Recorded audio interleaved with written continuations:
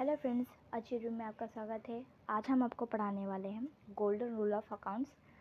Golden rules of account में personal accounts आते हैं, रियल अकाउंट आते हैं और नॉमिनल अकाउंट आते हैं। ठीक है, और इसके बारे में मैं आपको रूल बता चुकी हूँ।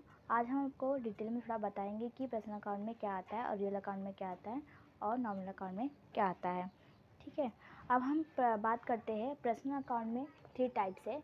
एक natural personal account, artificial personal account, representative personal account. हमारा बात आता है कि फर्स्ट है नेचुरल पर्सनल अकाउंट में क्या है, क्या आता है। जैसे कि सुरेश अकाउंट, गीता अकाउंट और राम अकाउंट। ये नेचुरल पर्सनल अकाउंट उसे कहते हैं जो नेचुरल पर्सन से रिलेट करता है, नाम से रिलेट करता है, नाम से अकाउंट बनता है, किसी व्यक्ति के नाम से अकाउंट बनता है, उसे कहते हैं नेचुरल पर्सनल अकाउंट। ठीक है, अब बात आती है आर्टिफिशियल पर्सनल अकाउंट्स का। आर्टिफिशियल पर्सनल अकाउंट उसे कहते हैं जो किसी कंपनी, बॉडी, कॉर्पोरेट, पार्टनरशिप या एसोसिएशन से अकाउंट जो बनती है उसे कहते हैं artificial personal account. For example जैसे कि चैरिटेबल ट्रस्ट हो और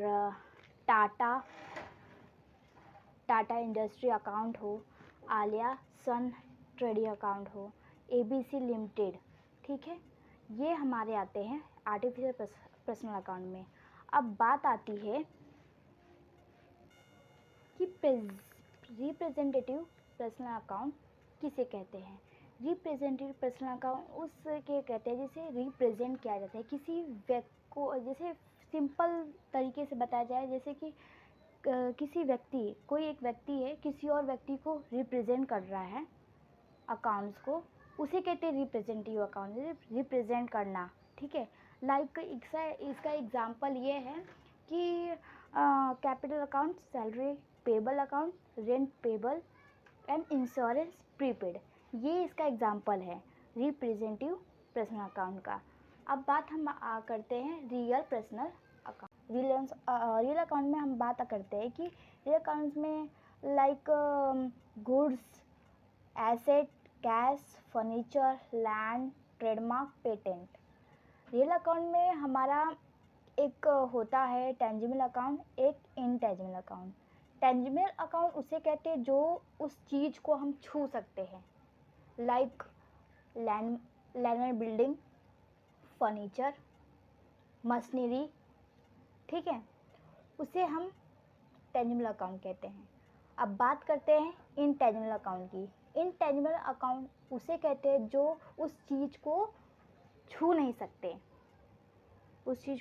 सकते, जैसे कि for example trademark, copyright and patents.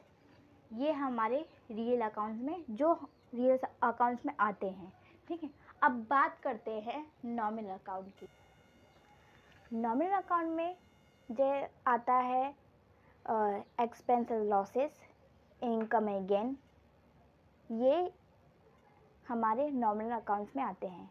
ठीक है, एग्जांपल में जैसे कि salary, wages, rent, commission received, interest receive, ये हमारे नॉमिनल अकाउंट में आते हैं। अब बात आती है, मैंने आपको बताया नहीं कि एक्सपेंस क्या होता है। एक्सपेंस वो चीज़ होती है जो हमारे लिए खर्चा होती है, और लॉस हो हमारे हानि होती है, और इनकम हमारे लिए प्रॉफिट होता है, गेन भी हमारे लिए प्रॉफिट होता है। गेन मीन्स प्रॉफिट होता है, इनकम हमारे लिए प्रॉफिट होता है। एक्सपेंस हमारे लिए लॉस, एक्सपेंस खर्चे, दिनचर्या के जो खर्चे होते हैं उसे बोलते हैं एक्सपेंस, और लॉसेस मीन्स हानि। ठीक है, अब बात हम करते हैं कि इसके ट्रांजैक्शन की। देखिए, अब सैलरी अकाउंट्स नॉमिनल अकाउंट में आता है। ठीक है, prepaid salary accounts, salary payable, ये पर्सनल अकाउंट में आते हैं। ठीक है, अब बात आती है इंटरेस्ट रिसीव और पेड, ये हमारे नॉमिनल अकाउंट में आते हैं। इंटरेस्ट रिसीव और पेड नॉमिनल अकाउंट में आएंगे। Outstanding interest, prepaid interest, accrued interest, ये हमारे पर्सनल अकाउंट में आएंगे। ठीक है, सैलरी अकाउंट कहाँ पे आएगा हमारा? नॉमिनल अकाउंट में। प्रीपेड मीन्स प्रीपेड मतलब एडवांस में सैलरी पे करना, ठीक है, उसे हम कहते हैं प्रीपेड सैलरी। और salary account salary payable, salary payable मतलब सैलरी अभी पे नहीं किया है, अभी बाकी है, पे करना बाकी है, उसे हम कहते हैं सैलरी पेबल, ठीक है। ये हमारा क्या आएगा, पर्सनल अकाउंट में आ जाएगा। अब बात आती है इंटरेस्ट रिसीव और पेड, ठीक है। ये हमारा इंटरेस्ट रिसीव और पेड हमारे लिए एक्सपेंस होगा, ठीक है। पेड इंटरेस्ट पेड कर रहा है तो हमारे लिए एक्सपेंस ही होगा, तो क्या हो रहा है, नॉमिनल अकाउंट में आएगा, ठीक है। आउटस्टैंडिंग इंटरेस्ट, आउटस्टैंडिंग मतलब बाकी है, आउटस्टैंडिंग मतलब बाकी है इंटरेस्ट। प्रीपेड इंटरेस्ट मतलब एडवांस में प्रीपेड किया है, एडवांस में इंटरेस्ट पे किया है। Accrual interest and accrual interest, ठीक है, ये हमारे पर्सनल अकाउंट में आते हैं, ठीक है। अब बात करते हैं कि इंश्योरेंस हमारा नॉर्मल अकाउंट में आता है, क्योंकि हमारे लिए एक तरह का खर्चा ही है इंश्योरेंस, ठीक है।